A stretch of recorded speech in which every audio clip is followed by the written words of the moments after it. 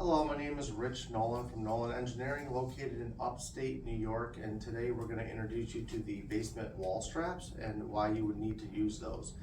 This is a simulated concrete block wall that you'd have in your basement.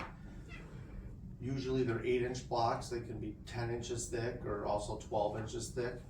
When they built these back in the day, they usually did not put rebar inside of the hollow cells, and they just stacked them up on top of each other and then mortared them together.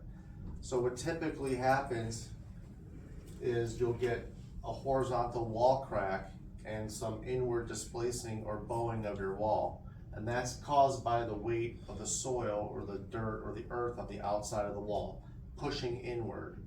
And when it pushes inward, it creates this horizontal crack, usually around the middle of the wall. Sometimes you'll see it higher on the wall. So our straps are one solution to stop that from getting any worse. So this is your typical concrete block. This is an 8-inch wide block. It's 16 inches, 8 inches tall, and 8 inches thick. Typically there's 2 hollow cores or cells in here, and they would just stack these on top of each other, and they did not put rebar and concrete in usually back in the day. So what happens is, as the earth pushes on the back side of the wall, rotates it in, that joint opens up as such, and this is the crack that you see. So it's just the fact that the blocks are rotating in and opening up that crack. So just so you know, this wall is not real concrete. This is a foam wall.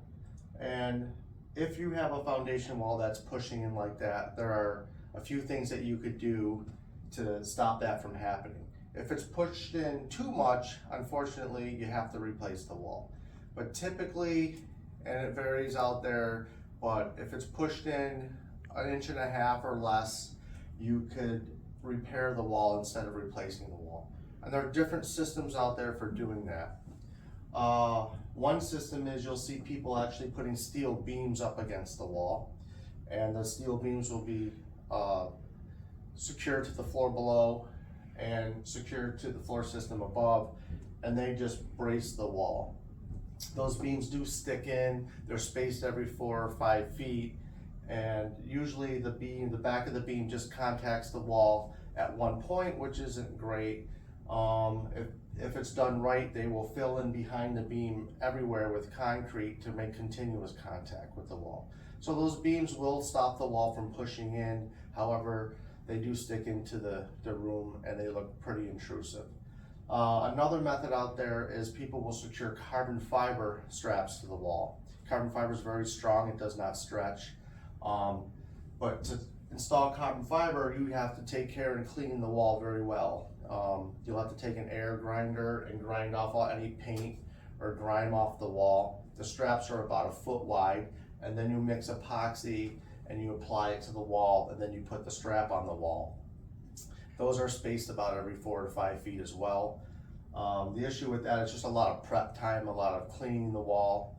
Our system is similar to carbon fiber in that these are steel straps, and these straps of course resist stretching, but they are mechanically fastened or bolted to the wall, so there's no cleaning involved. So here's one of the steel straps. It's galvanized steel. It's extremely strong in tension. It will come with the holes pre-drilled at 8 inches on center. You can see how flexible it is. So if you were to have pipes or other things, wires running along the wall, you could snake this fairly easily behind the wall.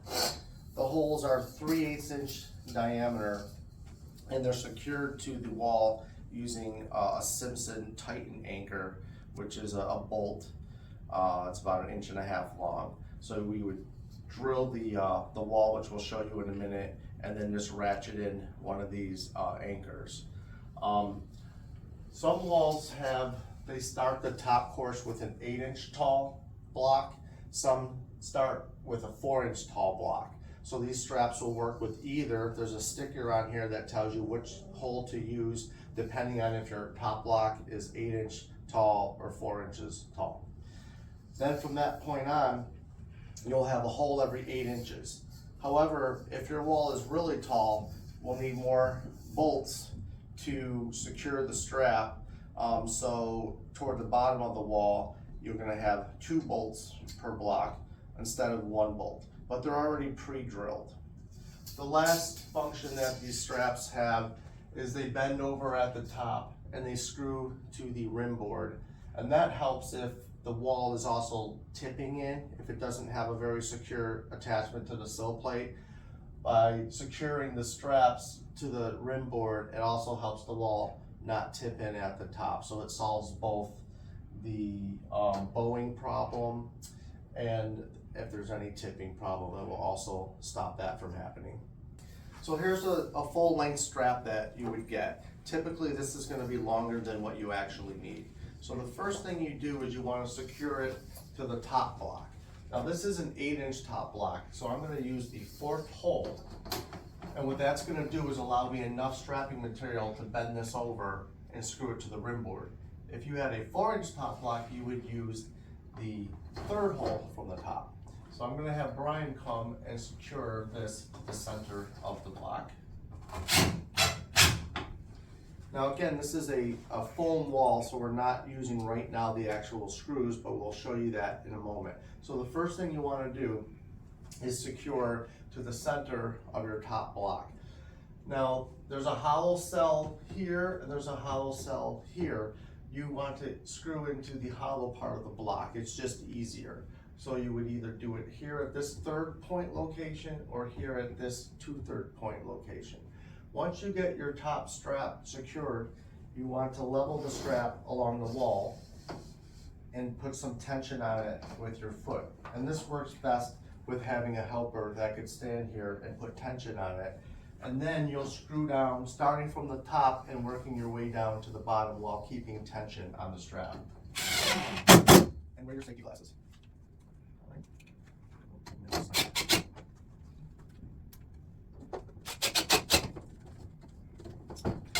Now I should also mention that right now, because this is foam, we are not pre-drilling, but you would actually pre-drill this with a 3/8-inch masonry bit, which we'll show you in a moment.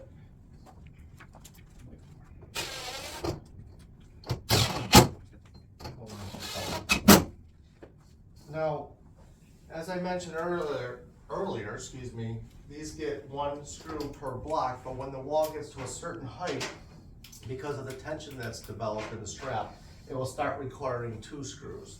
So this wall would need 2 screws in the bottom block. Once the strap's installed, you would just cut off the excess at the bottom. The final step is to bend this strap over and secure it to the rib board.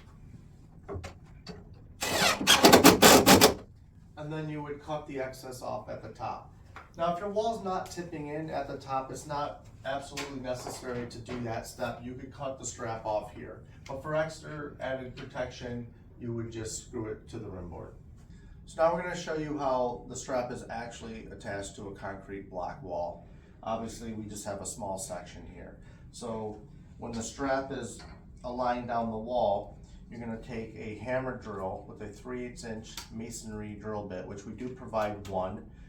Depending on your strap order, they do wear out after several straps, so you may have to purchase off another one. The straps do come with all the bolts, we should mention as well, the bolts for the top rim board and for all the walls. So I'll have Brian demonstrate how that drills.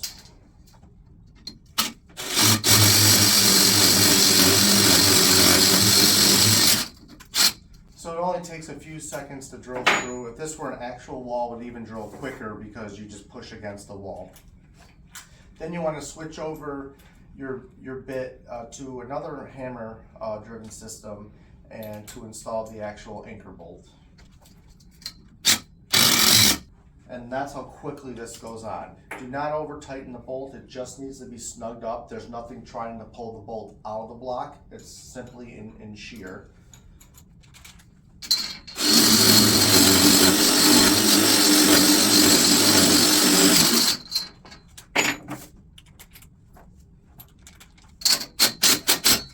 And that's how quickly that goes together. It's mechanically fastened, so you did not have to clean this block. If there's paint or debris or whatever on this, you could just leave it there.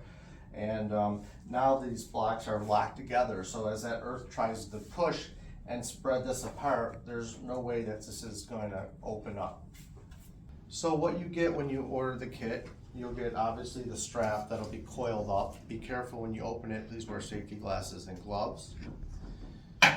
You'll get a drill bit, and you'll get all the bolting anchors for the wall.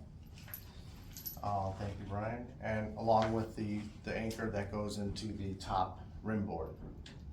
So one kit is one strap. So how do you know how many straps you need? You could call us always for help. We do have a spacing table, and how this works is first measure your wall height. Is it 7 feet? Is it 8 feet? These don't have half feet right now if it's 7.5, so just jump to the higher one. So if your wall is 7.5 feet tall, jump to the 8-foot wall. Next thing you want to know is how high is the dirt, it's called backfill, on the outside of your house. So if this wall is 8 feet and the dirt on the outside is 6 foot high, so you go to an 8-foot wall, 6 foot high backfill. Then there's 3 separate columns, and this depends on your soil type. This is probably the hardest to figure out. The first column is if you have like perfect beach sand. The middle one is kind of normal dirt, kind of silty, loamy, normal dirt.